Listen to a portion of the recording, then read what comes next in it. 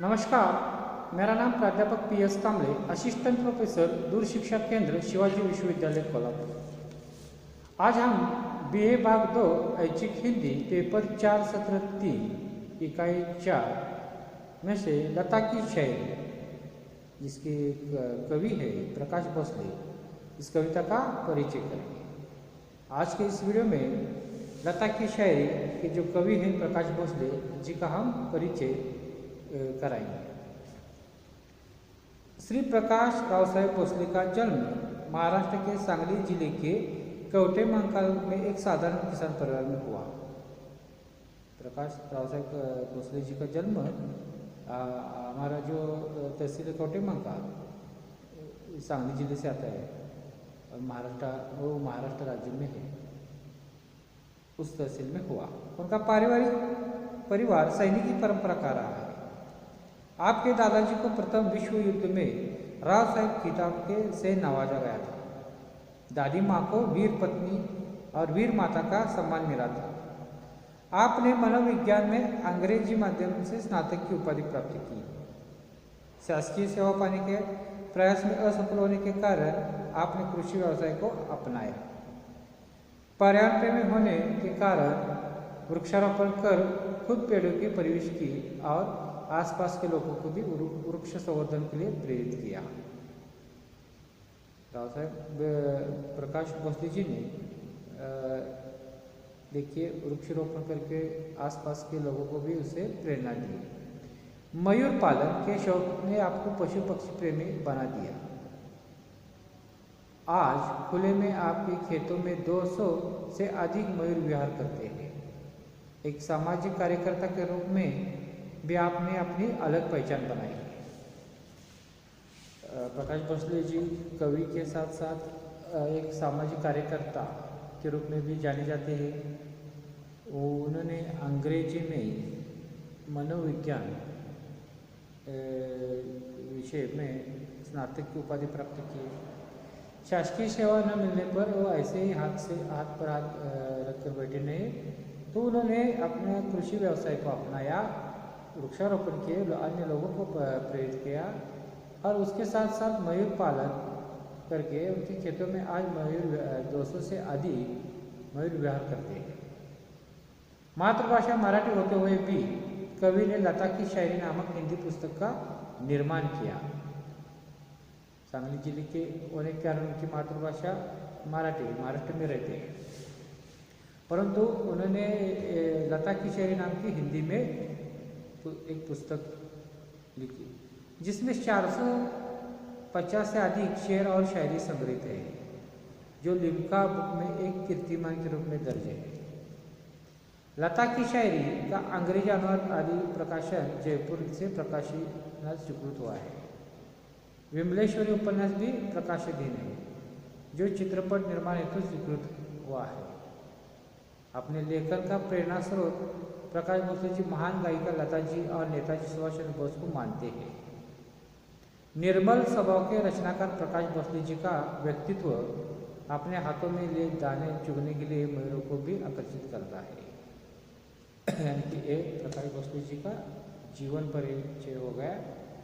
जो लता की शायरी नाम की जो कविता है आपके BA भाग 2 ऐच्छिक हिंदी पेपर 4 के लिए, उसका हम संक्षिप्त परिचय कराते हैं। प्रस्तुत शायरी प्रकाश भोसले जी की लता की शायरी नामक किताब से ली गई, जबकि अब पाठ्यक्रम में लगाई गई शायरी है। ये उनकी जो पुस्तक है लता की शायरी, इस किताब से ली गई।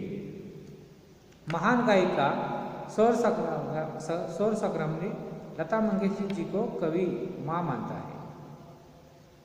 लता जी को कवि माँ मानता है और लता जी की कवि को अपने बेटे समान मानती है। और लता मंगेशकर जी भी प्रकाश भोसले को अपने बेटे के समान मानती है।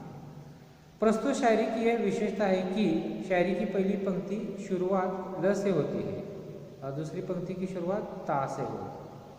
पहली पंक्ति का ल और दूसरी पंक्ति का ता मिलाने से लता शब्द बनता है और उसे उल्टा करने से ताल बनता है, शब्द बनता है। यानी दोनों शब्द संगीत की दुनिया से जुड़े हैं।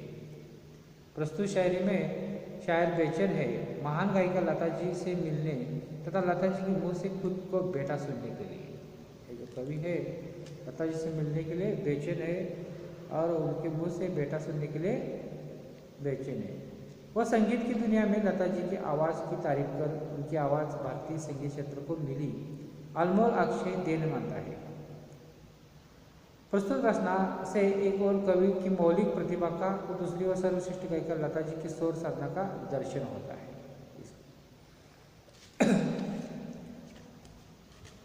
लता जी भारत का अभिमान है।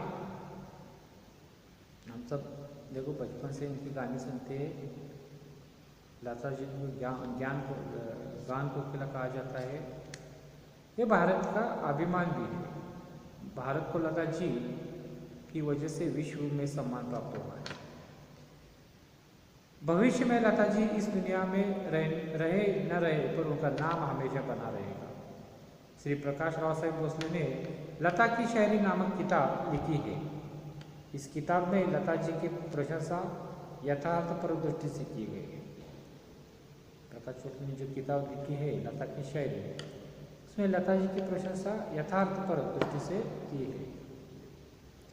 शायर ने लता जी की आवाज़ को जन्नत माना है। जन्नत से भी बढ़कर उनकी आवाज़ है। लता शब्द को उल्टा करने से ताल बनता है और ताल शब्द को उल्टा करने से लता शब्द बनता है। अर्थात ये दोनों संगीत की दुनिया के अनन्य नाम है। संगीत को इनका अनमोल योगदान है।